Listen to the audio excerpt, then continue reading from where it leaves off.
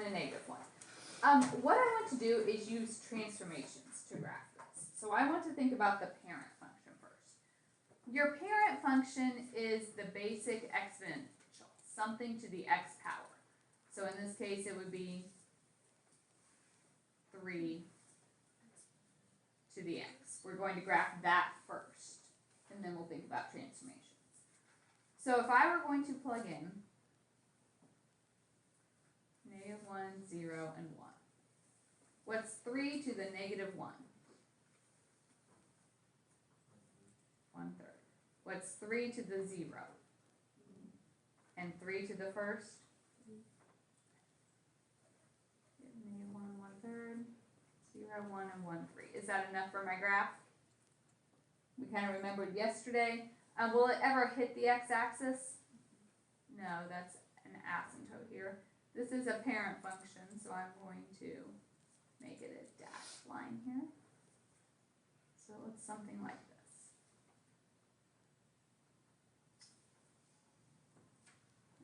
If I'm thinking about transformations, if you add 1 to your x, what's going to happen to our graph? So if I take each of those 3 points and move them over,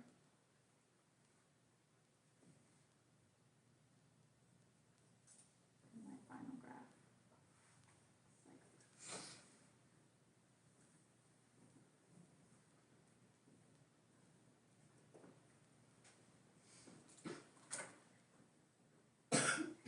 We still have an asymptote where, the x-axis is asymptote. You can draw that in if you want, or just make sure it's clear that your graph is getting closer to that axis. Okay, let's try a couple more using transformations.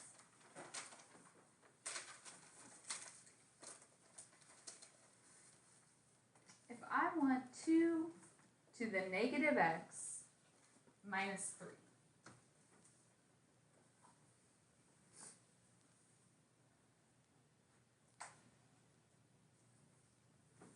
What's the parent function?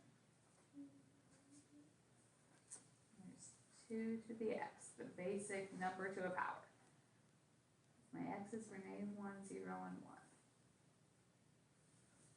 2 to the -1. 2 to the 0. And 2 to the first. There's my starting point. And you could certainly do more if you wanted. If you put in a 2, 2 squared is 4, you could do 2 to the third is 8, but at minimum, 3 points.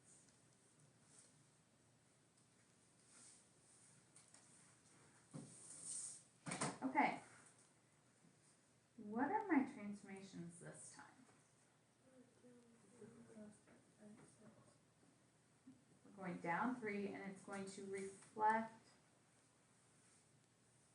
over, let's think, if the x's become negative, if I switch the sign on my x, it's flipping it over the y. Think about if your x is at +2, and you flip it, it goes to an x of -2, so we're flipping it over the y. Okay, so if I take 0, 0, 0, 1, if I flip that over the y-axis, does it go anywhere? No. And then we go down 3. Okay, if I take -1, 1/2, and I flip that, it goes to +1, 1/2, down 3. Okay, if I take 1, 2, flip that over the y-axis, now it's at -1, 2, down 3. Because I moved down, what else got moved? Not just the curve itself, but it moved my asymptote. Where's my asymptote at now? -3. So I'm going to draw that in. If you shift up or down on these, it will move your horizontal asymptote. My graph is going to look like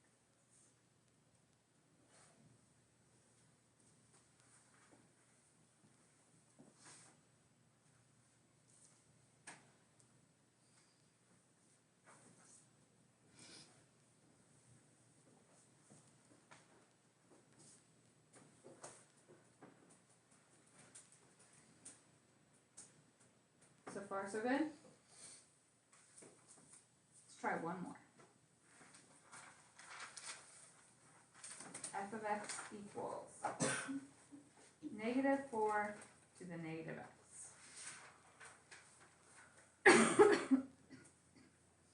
So our parent function is just regular 4 to the x.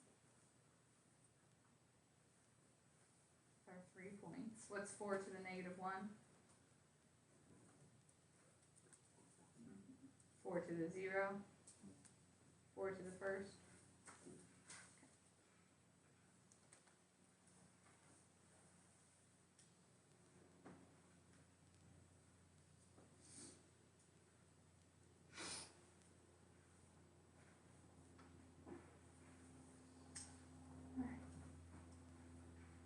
What's a negative on the outside do?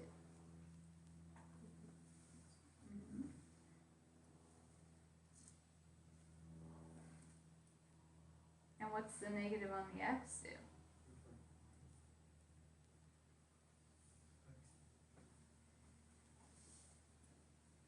Okay. So if I take negative 1, 1/4. If I flip that over the x, it goes to negative 1, negative 1/4. Flip it over the y, it's at positive 1, negative 1/4. You have to flip twice. Over the x, over the y. If I take 0, 1. If I flip it over the x, it goes to 0, negative 1. It's on the y-axis, so when I flip over the y, it doesn't go anywhere. If I take 1/4, if I flip that over the x, it goes to 1, negative 4.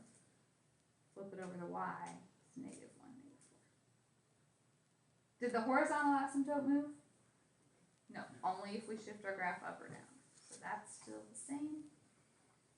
So we just have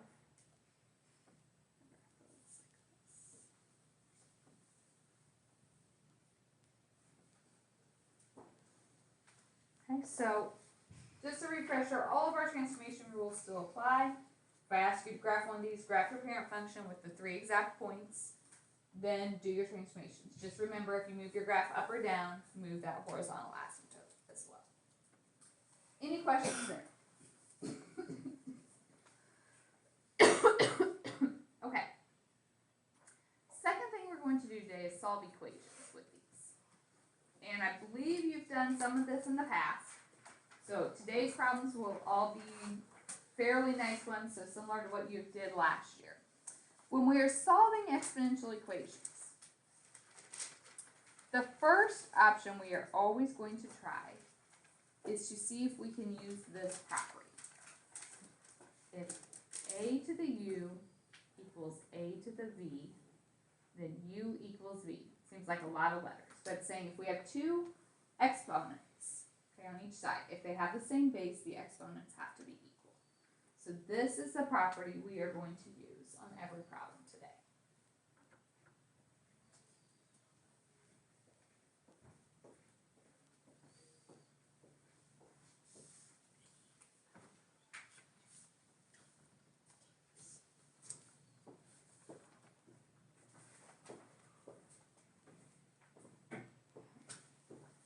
So let's just jump right in.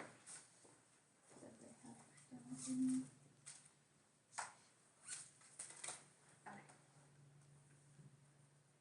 So if I said 3 to the x plus 1 power equals 81. My strategy is going to be to write these with the same base. Remember our words from yesterday. The base is this number. Okay, can 3 get any smaller? So I can't do anything to this side. It's still just 3 to the x plus 1. But my goal is, instead of 81, to say 3 to some power. 3 to what power equals 81? Okay, if we have that same base on each side, then we can actually drop the base and just say the exponents have to be equal. So that means x plus 1 has to equal 4. Subtract the 1, so x is 3.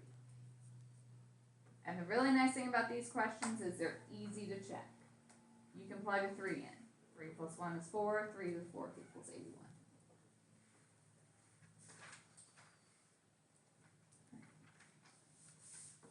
B. 2 to the negative x equals 16. Can I change 2? How would I change 16? And I'm only doing that because 2 to the 4th is equal to 16. I didn't really change the problem, I just rewrote it. So then the bases are the same, so the exponents have to be equal. Divide by -1, so x is -4. Alright? What about C?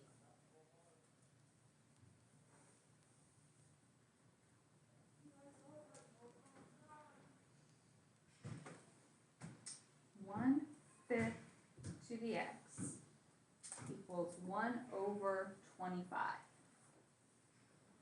Any ideas? So there's actually 2 ways of doing this.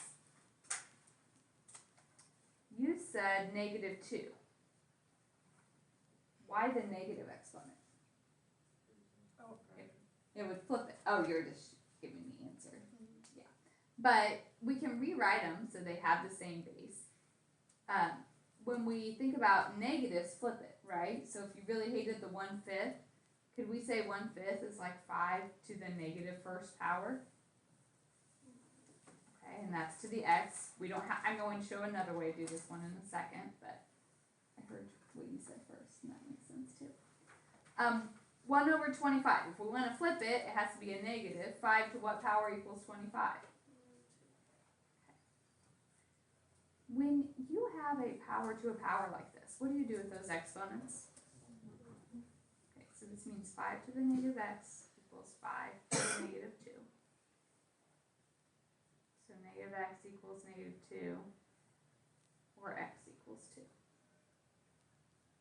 And that would work. The other option is to keep the 1/5 and say, okay, 1/25. 1/5 to what power would equal 1/25? 2. And then you could say x equals 2. So 2 different options, but they'll both get you there. Alright? If you don't like fraction, a negative exponent flips it. I want you guys to do D.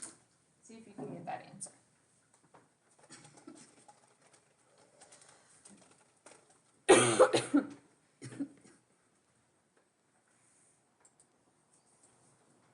Alright, so looks like everyone rewrote 4 as 2 squared. So then your exponents are equal. 2x minus 1 equals 2. So 2x equals 3, and x is 3/2. You get that? Let's look at this one.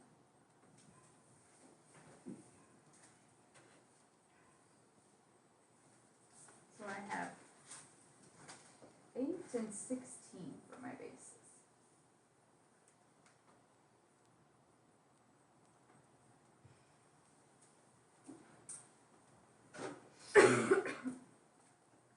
Alright.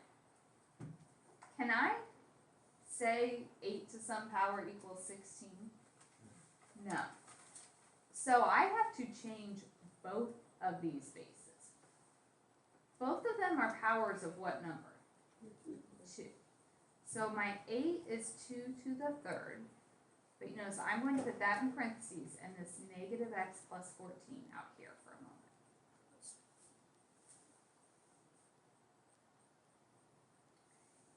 16 is 2 to the 4th.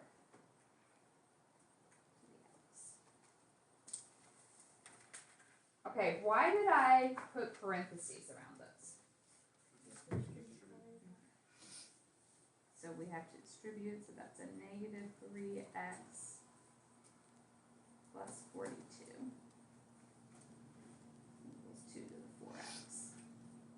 Now each side is 2 to a power, so now we can set the exponents.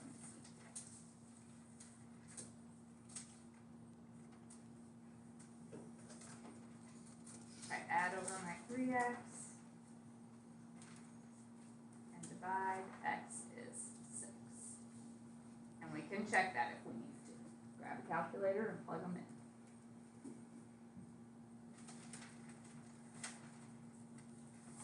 Is that one okay? Slowly getting uglier. Let's look at F.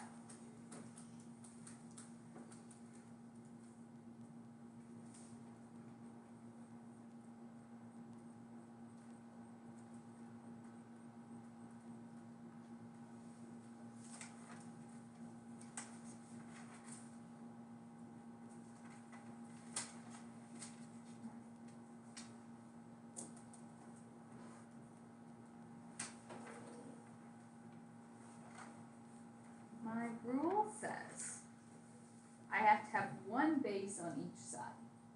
So the fact that these are multiplied right now is a problem. If you are multiplying, if they have the same base, what do you do to your exponents? Add them. Remember, power to a power we multiply, but if the base is written each time we add them. The base won't change, so you add those exponents. X plus 2x is 3x. 1 plus negative 3 is negative 2. Alright, what am I going to do about this 1/5? 5 to the negative 1. So we get 5 to the 3x minus 2 equals 5 if we distribute negative x minus 4.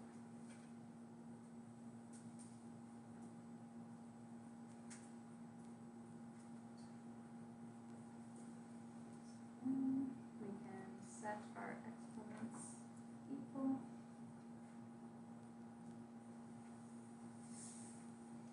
Add my x over. Add my 2.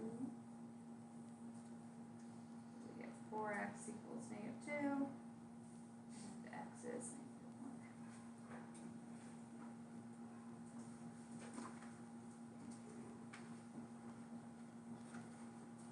How are we doing with these? Good? Do you guys remember seeing them before? Let me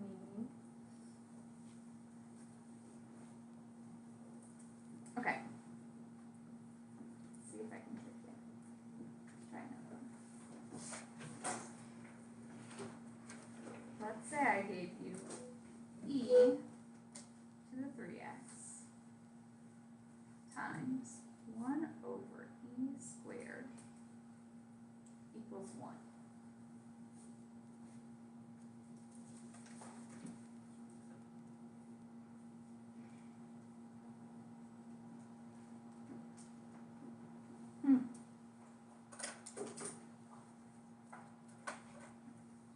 Any ideas? Okay. The 1 over e squared is e to the negative 2. If these are multiplied, what do you do with your exponents? Add them, so that would be e to the 3x minus 2. Okay, but this is still just equal to 1. I need the same base on each side. Ooh. Give me a week, then we'll do that. 0. What's 0? The exponent. Yeah. Isn't any number to the 0 power equal to 1? So you could change 1 into whatever base you wanted. It's just that base to the 0 power. So now my exponents are equal. 3x minus 2 equals 0. So 3x equals 2.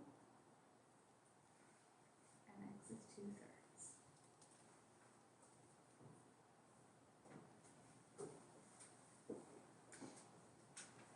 Right. Let's do another fun one. I like that.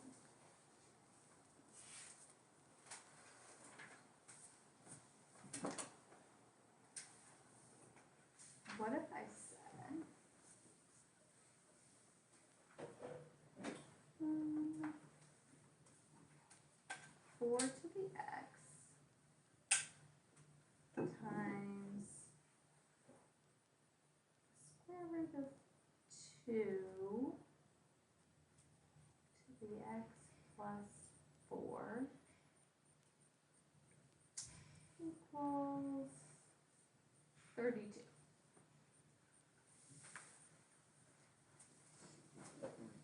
What's my common base? 2. Okay, 4 would be 2 squared to the x. Okay, the square root of 2.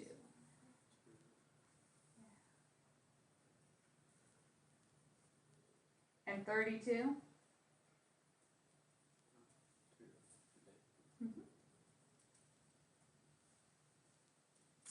Okay, so power to a power we multiply, so we get 2 to the 2x times 2. If I distribute my 1/2, 1/2 x plus 2 to the fifth.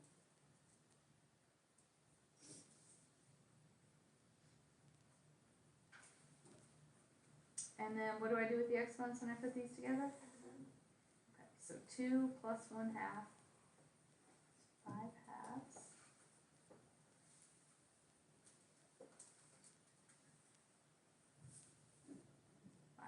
X plus 2 equals 5.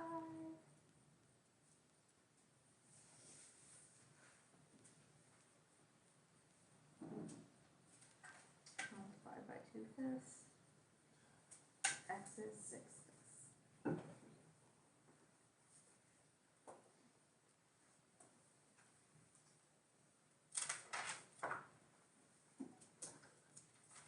Do we need more of these? You guys understand the process here? Okay. The last thing I want to cover today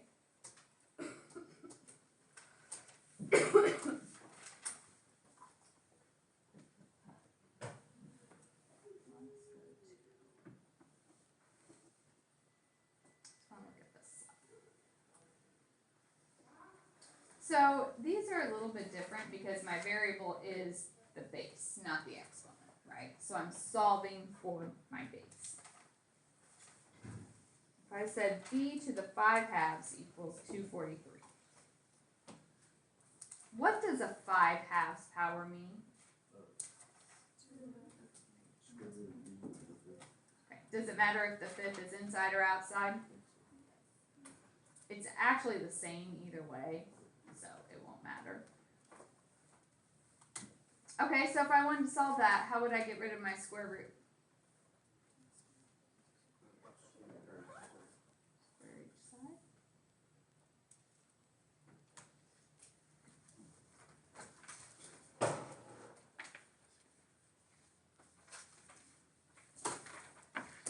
Okay, so we have 243 squared.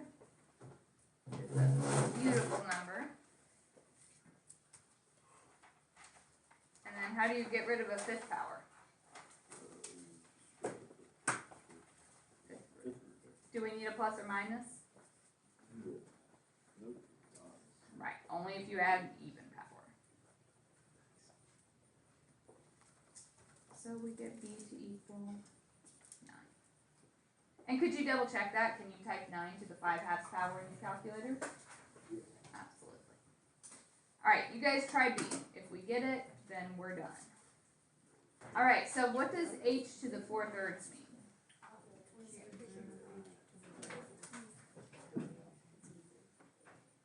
How do you get rid of a cube root? Okay, so then we have h to the 4th. 81 to the 3rd is a... How do you get rid of a 4th power? And that's even. So we have plus or minus because it was an even root. And then the 4th root of that is 27. Most of you forgot your plus minus. Odd roots don't need them, even roots do. Okay, we're going to stop for today.